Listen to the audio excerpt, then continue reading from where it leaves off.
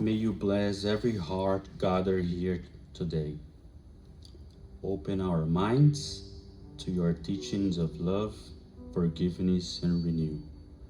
Help us listen with humility, free from fear, blame, or judgment. May the good spirits who guide us inspire clarity, peace, and understanding, so that the words we hear today awaken in us the desire to grow, to transform ourselves, and to live more fully in harmony with your gospel. So be it. So with no further ado, I would like to ask Claudio to come here to talk about In Search of Inner Light. So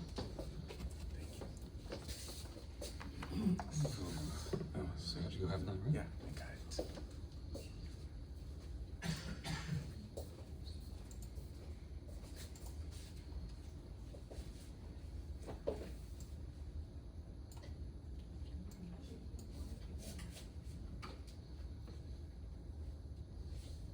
Good morning, everyone. Good morning. May the peace of the Master Jesus be with us all. Today, I'd like to reflect with you on the process of seeking the inner light, the harvest field of light. What do I mean by that expression? When I speak of inner light, I'm talking about the process of illumination of our soul. And the search is nothing more than the path that will take us there. My intention here is not to offer to any of you a manual of conduct. We all know very well we have a very good manual of conduct in the gospel of Jesus, and more so in the Spiritist works. What I propose instead is to share a few thoughts, reflections on what stages we need to pursue in this process of seeking our inner illumination. In this lecture, I'll start talking about what is the search in reality? And I'll talk a bit about what is the right moment for us to embark on this journey. And I finalize with some thoughts about how we should approach this endeavor, so that we try to make it more effective.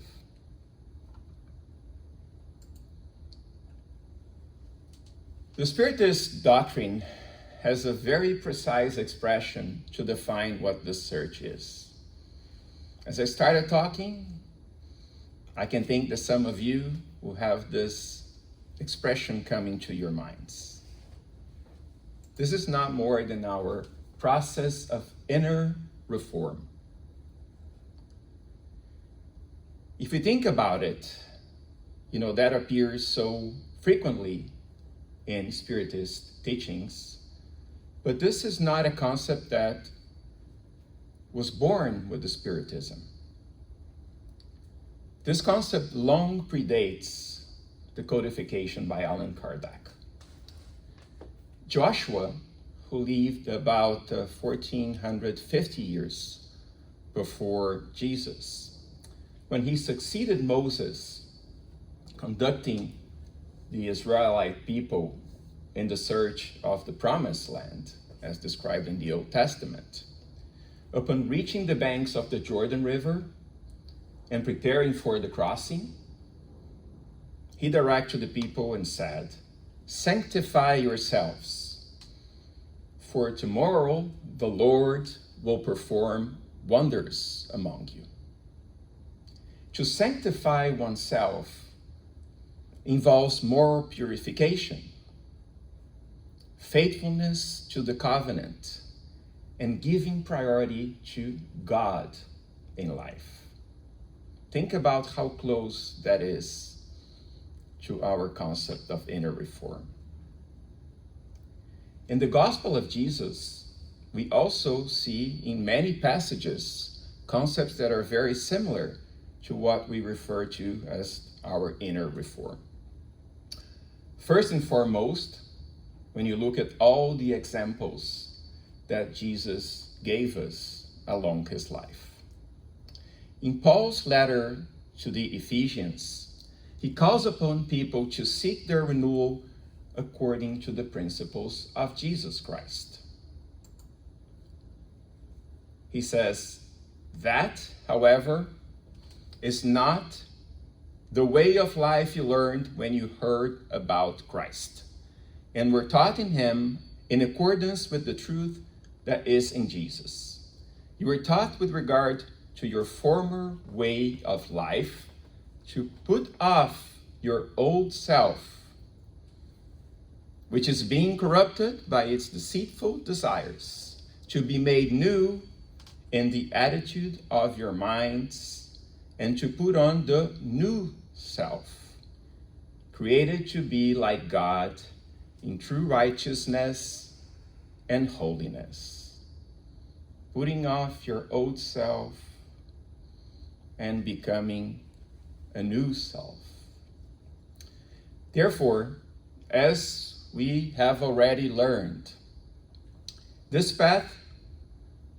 is the path we must follow in our process of illumination. Trying to be a bit more specific. What exactly are we talking about here? I mentioned earlier, the standard of conduct is the gospel of Jesus. Well, when we look at the gospel according to Spiritism, chapter 17, Be Perfect, we find very clearly defined the elements of inner reform on which we should focus. I encourage you, perhaps inspired by this lecture, during the week to go back and revisit chapter 17 in detail, review it, reflect on it.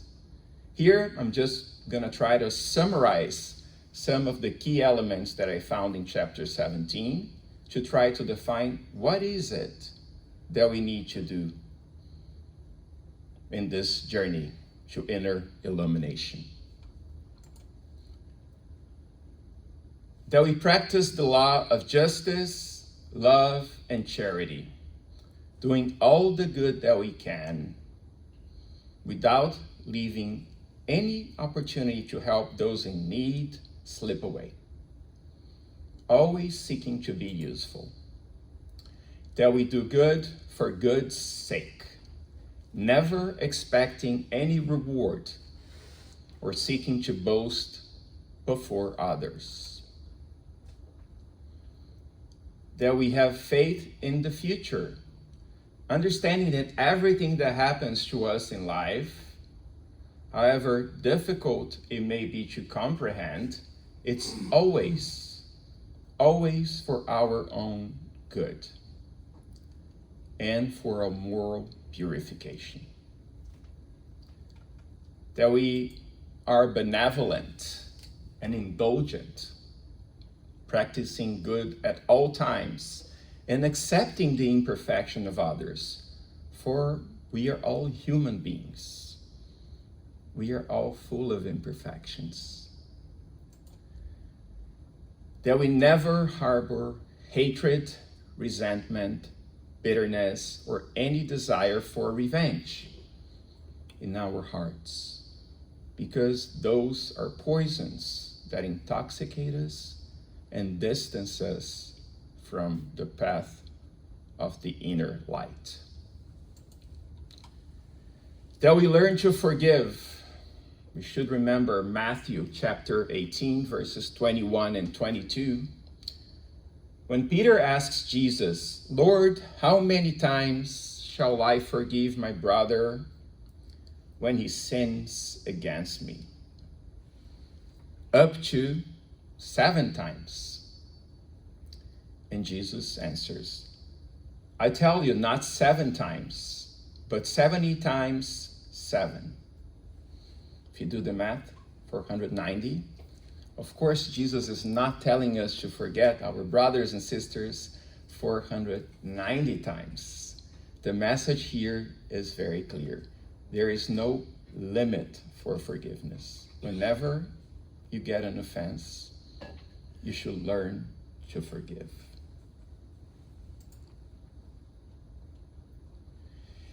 That we seek our own faults within ourselves and see the qualities, make an effort to see the qualities in other people.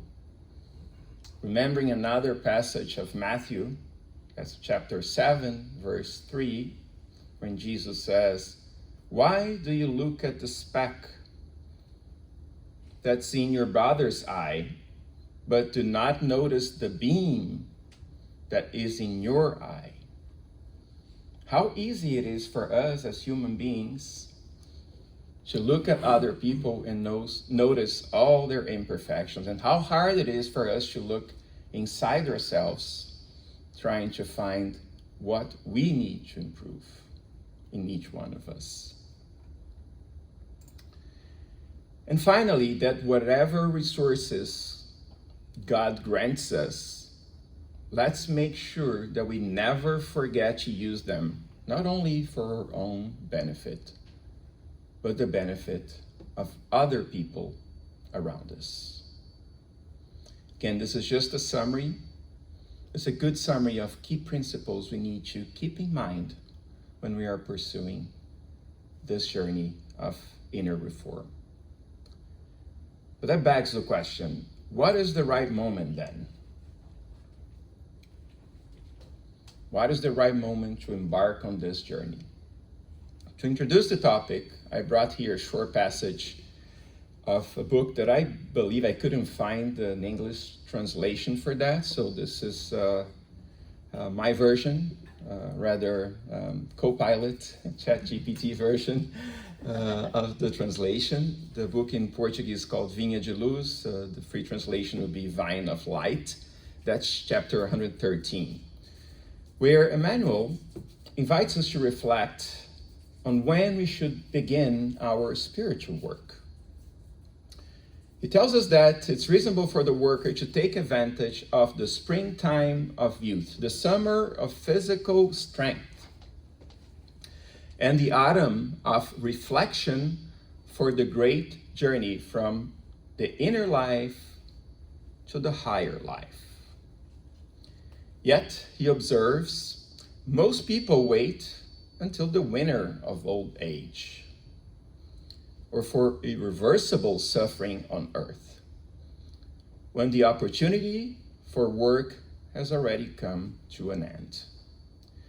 In essence, the mentor is reminding us here that we come from the spiritual realm with a mission. We temporarily inhabit this physical body as an instrument for learning and service. And the earlier we begin our journey of purification, the more we're going to be able to realize in this incarnation. Spiritual growth is not something to be postponed for later in life. It's a task of the moment. We all, as spiritists, I'm pretty confident we have all embarked on this journey long time ago. And we need to make sure we persevere. We take the steps. So Emmanuel's message here is both loving and firm. Let's not wait for the pain to compel us to change. Let us use the strength, the clarity, and opportunities we have. And perhaps we have more opportunities than many people being part of a spiritist group. Now, let's not wait.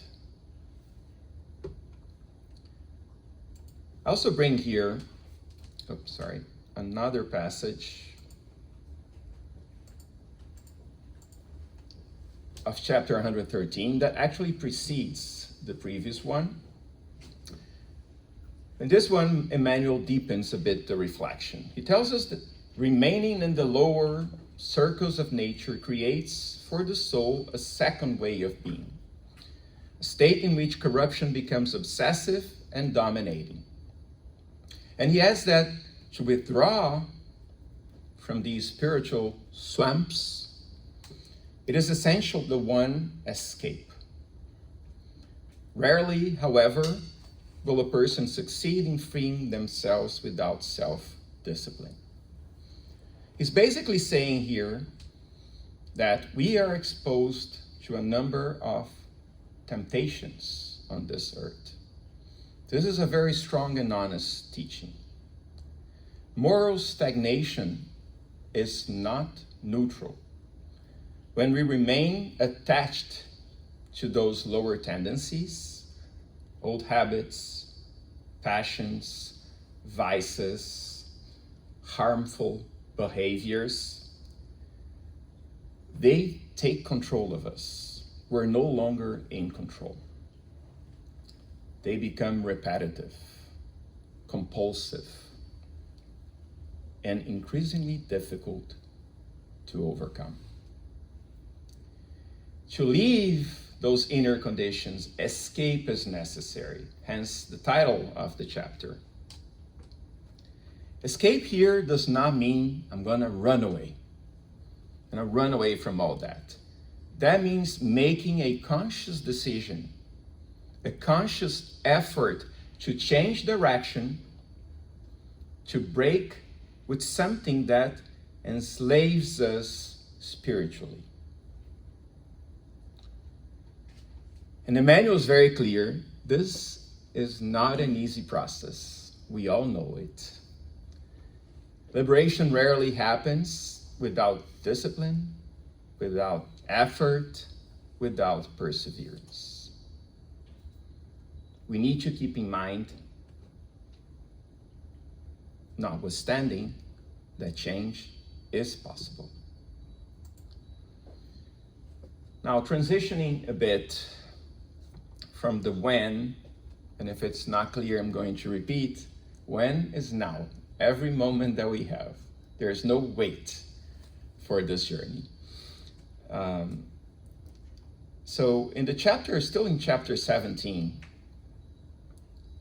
of the Gospel according to Spiritism, Allan Kardec revisits the parable of the sower that I believe you're all familiar with.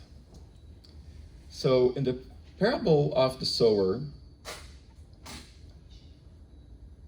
Allan Kardec, in this case, tells us about a farmer that goes out sowing, and some of the seeds fall along the way, representing those people, those spirits that hear the teaching, but do not pay any attention to it, and that simply vanishes.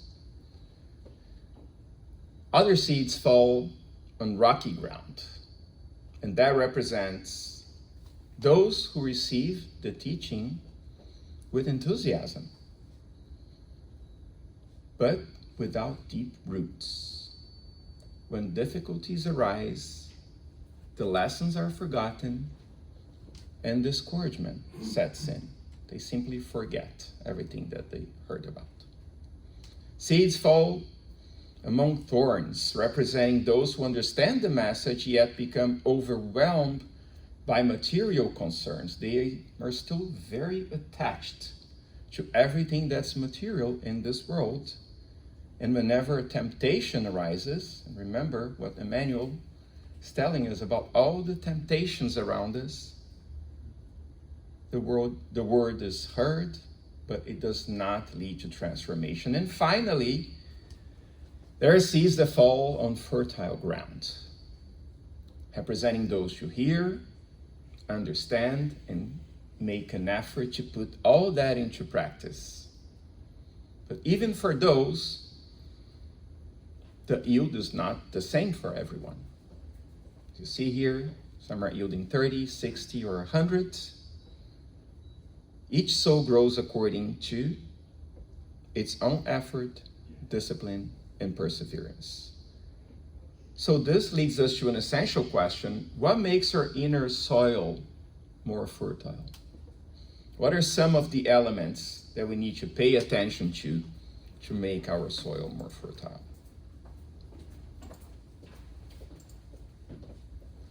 And I'm going to argue here, and again, this is not a recipe, this is not a manual of conduct, this is a framework for us to think about this process and try to organize in our minds. So I'm going to argue that there are 4 elements that are critical for us when we proceed with this search for our inner light: awakening, knowledge, reflection, and action. And I'm going to go one by one here. Awakening. When we think about awakening, what comes to mind? We are in our beds, we open our eyes, and we start the day. It's not the awakening we are talking about here. Awakening in the context of this lecture refers to a state of inertia, a state where I am, of inertia, a habitual way of doing things and thinking about things, and a process whereby I begin to see and act differently. Let me try to illustrate with a brief story. The character of our story is called Gumersindo. That's a very Brazilian name, not a very common one, a bit of purpose. Gumersindo, he lived a very stable, happy life, comfortable life. He had a good job, he was married, he had everything that he needed. At a certain point in his life, decided with his wife, we should have kids. And eventually they had kids. Those of you in the audience who have kids know how wonderful an experience that is to have kids, the happiness that comes with all that. We also know that it comes with obligations that we did not have before. So the children's clocks are a bit different from ours, mainly in the very first few days, weeks, months of their lives. We don't sleep well. The time that we had for leisure is no longer there. We have a number of obligations we didn't have before. This creates a bit of stress in the environment of the family. And that's exactly what happened to Gumersindo. He was already an impatient person, and he became more impatient. He was more nervous. He was angry at times. He had heated discussions with his wife. They diverged about how to deal with the situations they were facing with the kids. Certain day, he was talking to a colleague at work to topics unrelated to his difficulties, and his colleague was telling him, hey, I go to the Spiritist Center, and invited him to go there with him. Gumersindo had been raised in a Catholic family, but he had heard about passes. And he reflected on his situation at home, and he thought, oh, this is for balance. I think that's a good opportunity. And he went to the Spiritist Center. He went through orientation, he started attending the lectures, the passes followed. But as he was impatient and didn't have a lot of time, he was trying to optimize his time. So sometimes he would arrive early to try and be the first to go into the pass chamber.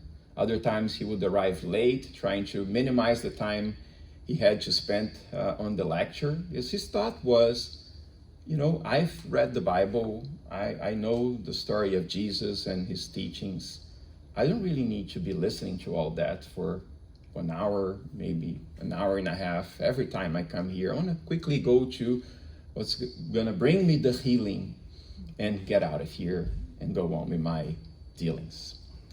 But over time, he continued, he persevered, he was oriented to start taking the Spiritist courses. He went through the courses for 4 years, and eventually he started giving passes in that Spiritist house. He didn't have an aha moment, but in the course of this process, he had a big awakening. He understood that true healing did not come from the past alone, from rebalancing energies, but from the living message of the gospel. and the consoling teachings of the Spiritist doctrine. That marked a moment of big transformation for Gumersindo, because he understood that was not a waste of time. That was a great investment of his time. In life, we do not experience only one awakening, or we don't experience either, this big awakenings. At every moment in time in our lives, we have the opportunity for awakenings. Reading perhaps one page of a Spiritist work, we can have an awakening and do something different and approach something different in our lives. So we need to grasp these opportunities in the search for our inner light.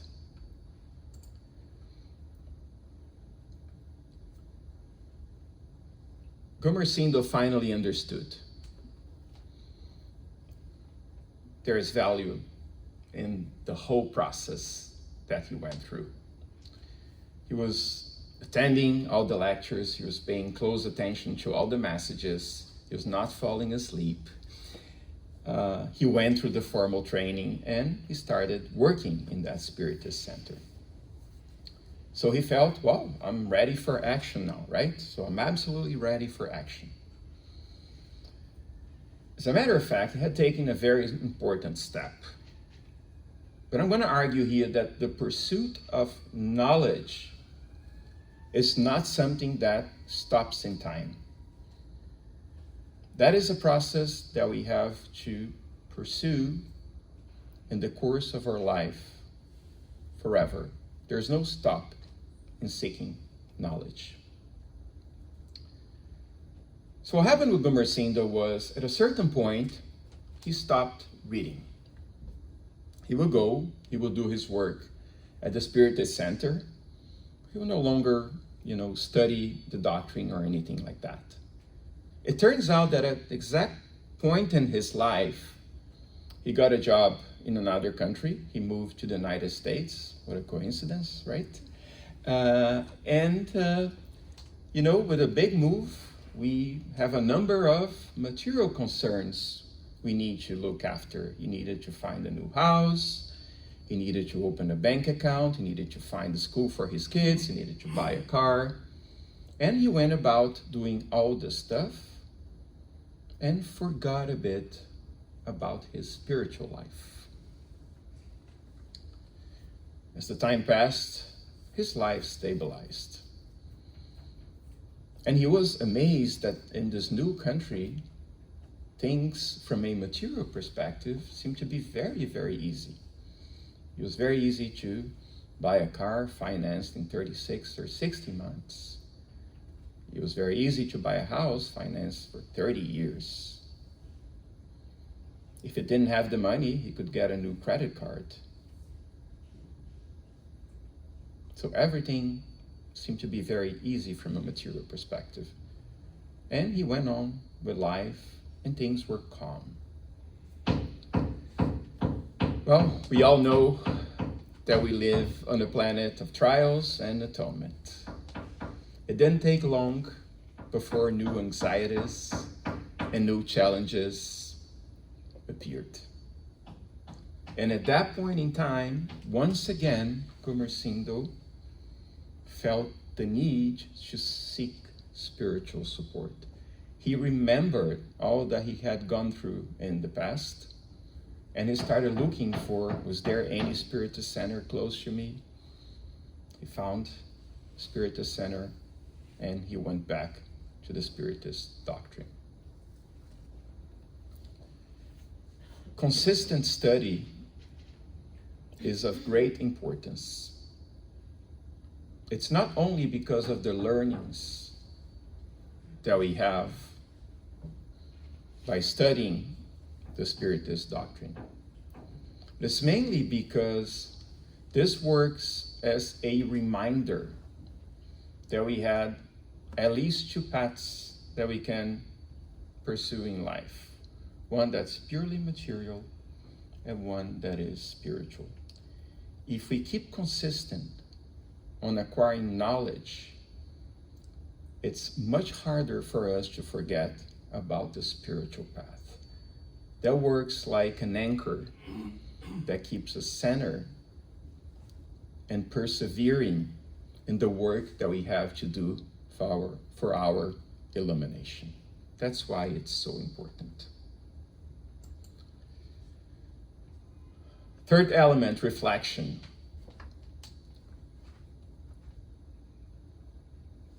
So how does getting knowledge, having awakenings, can really transform us? To answer that, let me make a small digression. The process of reflection is not an easy one. There's a book called Thinking Fast and Slow. This is not a spiritist book, but it's a very good book if you haven't read it, by psychologist Daniel Kahneman.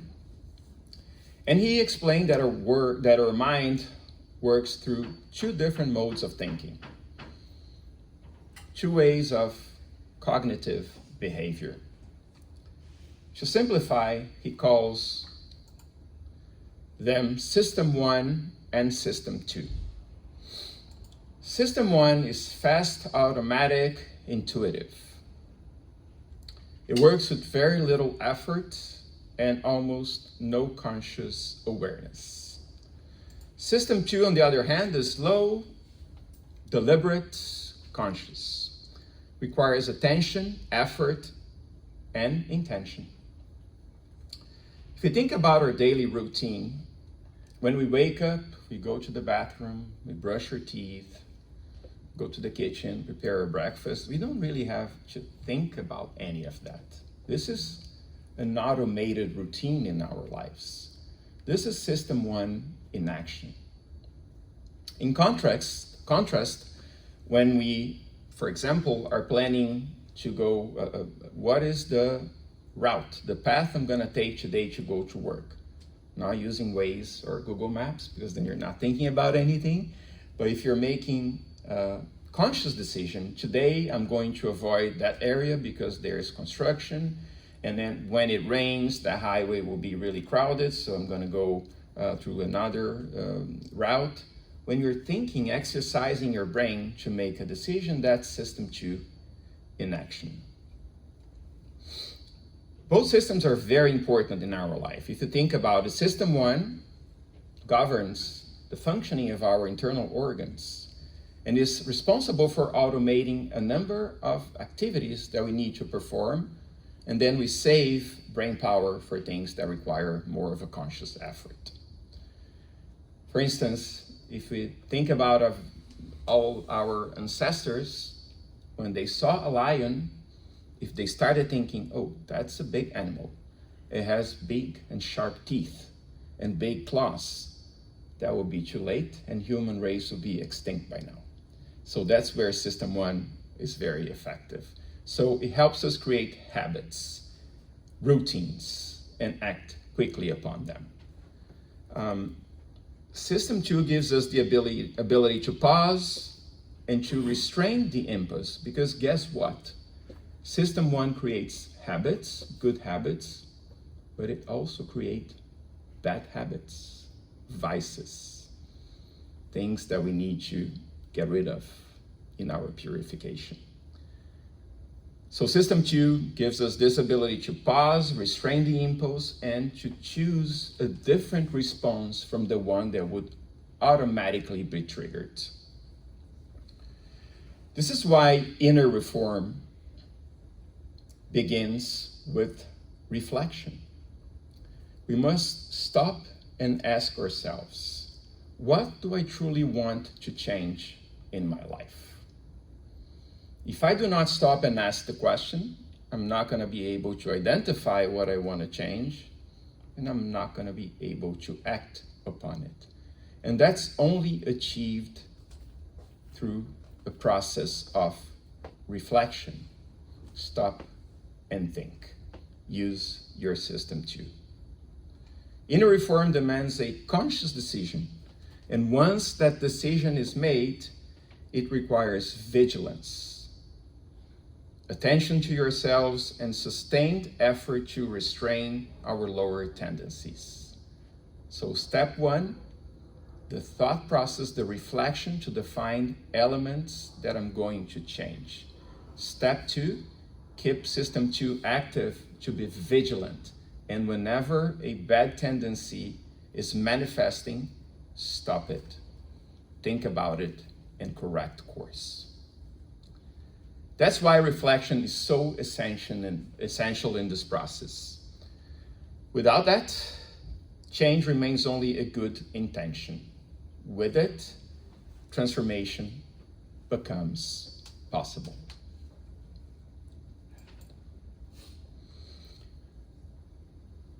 Step number 4. So we experience moments of awakening. We understand the importance and we seek knowledge. We set aside time to reflect on our lives and elements that we want to change. We keep alert to avoid all these bad, negative tendencies, these compulsions. But there is an essential truth that we must face. Nothing changes unless decisions are translated into action. We already know behaviors become automatic. They're deeply ingrained habits that sometimes work against the desire to change. After returning to the Spiritist Center, resuming his studies, understanding the importance of consistently gaining knowledge and reflecting deeply on his inner reform, Gumersindo realized that he had significant work to do regarding his patience. He was not a very patient person, always trying to optimize his time. He frequently lost patience, specifically in traffic when he was driving, reacting impulsively, judging others, responding with irritation, sometimes even screaming at other people. And he thought, I definitely need to change that. He made a conscious decision, I need to be calmer. In addition to reflection, Gumersindo incorporated another important practice. So he thought, every time I grab the steering wheel, before starting the car, I'm going to make a prayer. He would ask his spiritual mentor that he could remain calm in the course of that trip. So by persevering in that practice, he managed to somehow control the negative influences that arise when he kind of lost his harmony in previous moments. He was able to get better over time by incorporating this practice in his life. Sometimes he would succeed for a whole trip.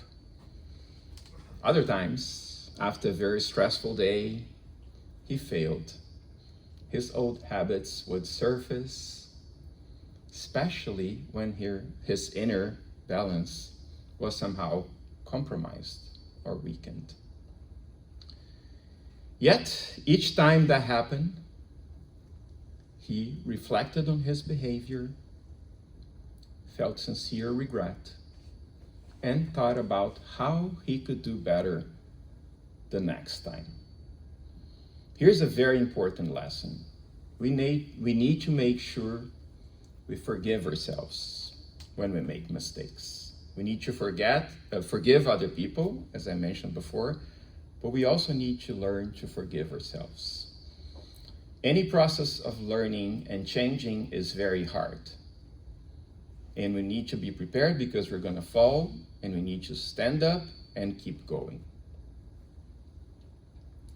Another important element to think about is in any process of change, if I try to make a very big leap all at once, it's more likely that I'm going to fail. Think about the situation that you've never exercised in life, and then you make a conscious decision you're going to be an athlete. And then the first day you go to the gym and you spend 4 hours lifting weights. What's going to happen the day after? You're not going to be able to get out of bed, most likely, barely walk, because that's not the right approach. You start by 10 minutes of exercise. You progress to 20, 30, and you go from there. You build in steps. That's another important lesson. Create a new habit. Get rid of an old bad habit, but take small steps. And persevere and be consistent in that effort. That's what will make the change more likely to succeed. The struggle continues for Gumersindo and for all of us. The road is long, but progress is real if we take these steps. This is the imperative of action, that we employ our strength in work that transforms us into better people, while also doing good for the benefit of other people. I finalize today by bringing a passage from Corinthians, that's chapter 15, verse 58, that says, very much related to the topic we spoke about today, "Therefore, my dear brothers and sisters, stand firm. Let nothing move you. Always give yourselves fully to the work of the Lord, because you know that your labor in the Lord is not in vain." Thank you so much for your attention, for your time. May God bless us all. Thank you.